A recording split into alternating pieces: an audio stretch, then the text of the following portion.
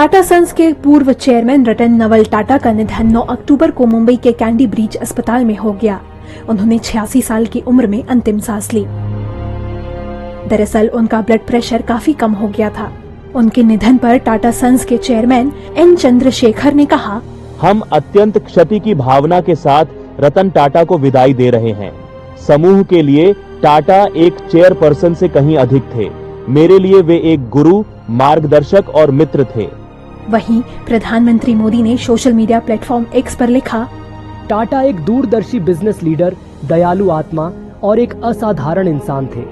उन्होंने भारत के सबसे पुराने और सबसे प्रतिष्ठित व्यापारिक घरानों में से एक को स्थिर नेतृत्व प्रदान किया। साथ ही उनका योगदान बोर्ड रूम से कहीं आगे तक गया। अपनी विनम्रता, दयालुता और हमारे समाज को बेहतर बनाने के प्रति अटूट प्रतिबद्धता के कारण उन्होंने कई लोगों का प्रिय बना लिया। 7 अक्टूबर को कुछ मीडिया रिपोर्ट्स में दावा किया गया था कि रतन टाटा आईसीयू में भर्ती हैं। उनका ब्लड प्रेशर काफी कम हो गया था। इसके बाद रतन टाटा ने सोशल मीडिया पर एक पोस्ट शेयर कर बताया था कि मैं ठीक हूँ और ज्यादा उम्र के कारण रूटीन चेकअप के लिए अस्पताल गया था। चिंता की कोई बात नहीं है। रतन टाटा का जन्म 28 दिसंबर 1937 को हुआ था। वो टाटा ग्रुप्स के संस्थापक जमशेदजी टाटा के परपोते थे। 1990 से 2012 तक ग्रुप के चेयरमैन रहने के बाद वो अक्टूबर 2016 से फरवरी 2017 तक अंतरिम चेयरमैन रहे। 2017 के बाद से वो टाटा ग्रुप्स के चैरिटेबल ट्रस्ट के प्रमुख थे। रतन टाटा ने एयर इंडिया को अपने एम्पायर में शामिल किया। विदेशी कंपनी फोर्ड के luxury car brand land rover और जैगुआर को भी अपने पोर्टफोलियो में जोड़ा। रतन टाटा को किताबें पढ़ना बहुत पसंद था। एक इंटरव्यू में उन्होंने कहा था कि वो रिटायरमेंट के बाद से अपने इस शौक को समय दे पा रहे हैं। उन्हें लोगों की सक्सेस स्टोरीज पढ़ना बहुत पसंद था। सफल बिजनेसमैन रतन को संगीत से भी गहरा लगाव था। वो 60 और 70 के दशक के गाने सुनना पसंद करते थे। शास्त्रीय संगीत के शौकीन रतन को कारों में भी इंटरेस्ट था। उन्होंने एक इंटरव्यू में कहा था, मुझे पुरानी और नई दोनों तरह की कारों का शौक है। खास तौर पर उनकी स्टाइलिंग और उनके मैकेनिक्स के प्रति गहरा रुझान है। इसलिए मैं उन्हें खरीदता हूं ताकि उन्हें पढ़ सकूं। बात है 1998 की। टाटा मोटर्स ने देश की पहली स्वदेशी कार टाटा इंडिका लॉन्च की। ये रतन टाटा का ड्रीम प्रोजेक्ट था, पर सफलता नहीं मिलने की वजह से रतन ने इसे फोर्ड को बेचना चाहा। फोर्ड के चेयरमैन बिल फोर्ड ने बेइज्जती करते हुए कहा, आपने पैसेंजर कार डिवीजन शुरू ही क्यों की जब आपको इस बारे में कोई ज्ञान और अनुभव नहीं था।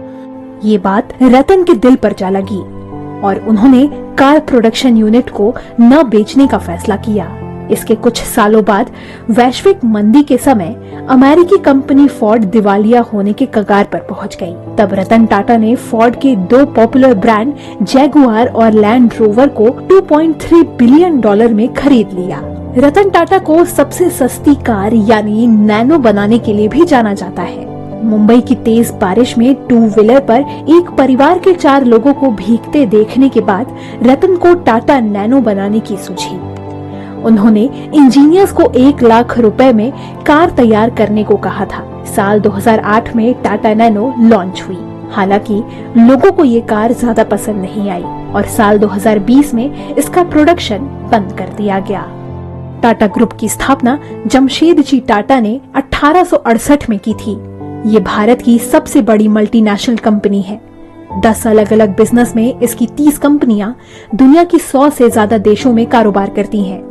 टाटा सन्स की 66% इक्विटी शेयर कैपिटल उसके चैरिटेबल ट्रस्ट के पास है, जो education, health, art and culture और लाइवलीहुड जनरेशन के लिए काम करती है। महाराष्ट्र के मुख्यमंत्री एकनाथ शिंदे ने राजकीय सम्मान के साथ उनका अंतिम संस्कार करने की बात कही।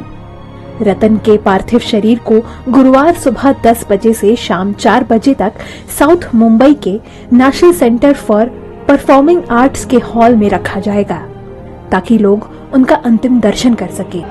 प्रधानमंत्री के अलावा अमित शाह, राहुल गांधी, आनंद महिंद्रा समेत पक्ष विपक्ष के कई नेताओं और बिजनेसमैन ने भी रतन के निधन पर शोक जताया। रतन को सन 2000 में पद्म भूषण और 2008 में दूसरे सर्वोच्च नागरिक सम्मान पद्म विभूषण से सम्मानित किया गया था।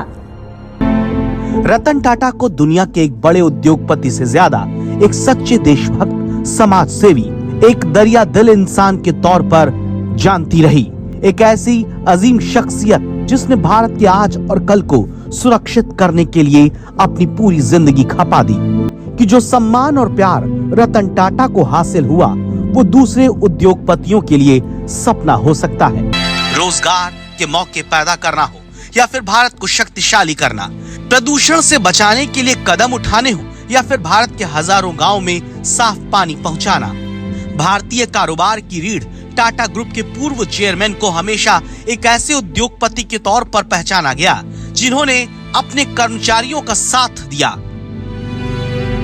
कोरोना काल में जब कंपनियां बड़े पैमाने पर कर्मचारियों की छटनी करती रही तो रतन टाटा ने इसका विरोध करते हुए नैतिकता के खिलाफ बताया। यही नहीं, उन्होंने कोरोना महामारी के दौरान सबसे बड़ी मदद देकर मिसाल पेश की।